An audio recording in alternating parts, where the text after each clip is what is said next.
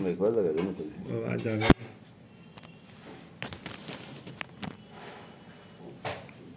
देखा बड़ा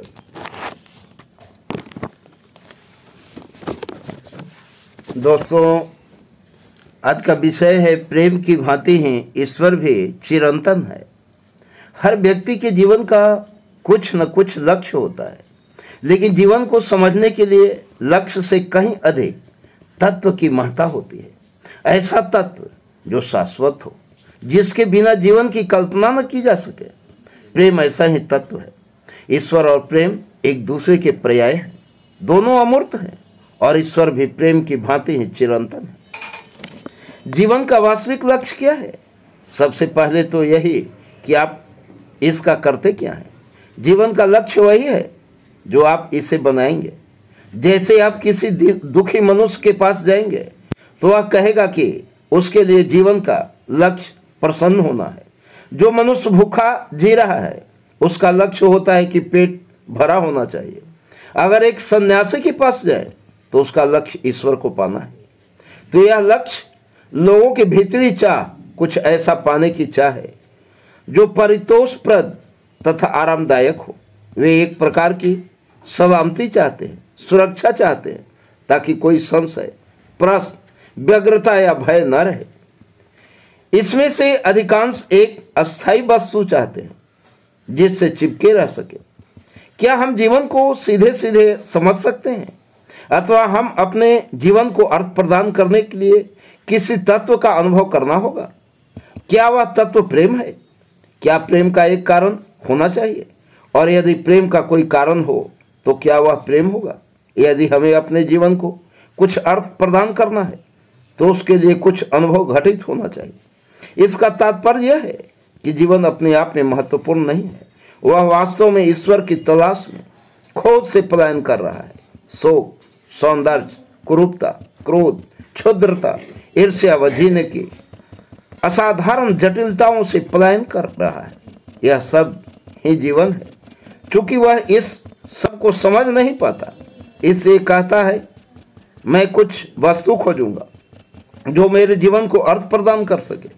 आप इस बारे में ढेर सारे शब्द बन सकते हैं, इस धरती की समस्त पवित्र पुस्तकें पढ़ सकते हैं, लेकिन वह व्यर्थ होगा, क्योंकि वह आपके जीवन से, आपके दैनंदिन अस्तित्व से जुड़ा हुआ नहीं होगा। क्या है हमारा जीवन? वह क्या है जिसे हम अपना अस्तित्व कहते हैं? दार्शनिक रूप से नहीं, सहज रूप से देखें तो यह सुख और पीड़ा के अनुभवों की श्रृंखला है, तथा हम सुखों को पकड़े रहकर पीड़ा को टालना चाहते हैं। शक्ति का सुख, सत्ता की बड़ी दुनिया में बड़ा आदमी होने का सुख, अपने पति या पत्नी पर आधिपत्य जमाने का सुख, पीड़ा, हताशा, महत्वाकांक्षा के साथ आने वाली दुश्चिंता, महत्वपूर्ण व्यक्तियों की चाटुकारिता करके लाभ उठाने की कुरूपता आदि, इस सबसे ही हमारा रोज का जीवन निर्मित होता है। मतलब यह है कि जिसे हम जीवन कहते हैं वह ज्ञात क्षेत्र के भीतर स्मृतियों की श्रृंखला है, और यदि मन ज्ञात से मुक्त हो तो ज्ञात समस्या बन जाता है। ज्ञात के क्षेत्र में कार्य करते हुए ज्ञात अर्थात ज्ञान, अनुभव और उस अनुभव की स्मृति। मन कहता है मुझे ईश्वर को जानना चाहिए, तो यह अपनी परंपराओं, धारणाओं, अपने संस्कारों के अनुसार एक सत्ता का प्रक्षेपण करता है जिसे यह ईश्वर कह लेता है। यह सत्ता ज्ञात का ही परिणाम है, वह अब भी समय के क्षेत्र के भीतर ही है। जब मन ज्ञात से पूरी तरह मुक्त होता है तभी आप स्पष्टता, सच्चाई और यथार्थ अनुभव के साथ पता लगा सकते हैं कि ईश्वर है अथवा नहीं है।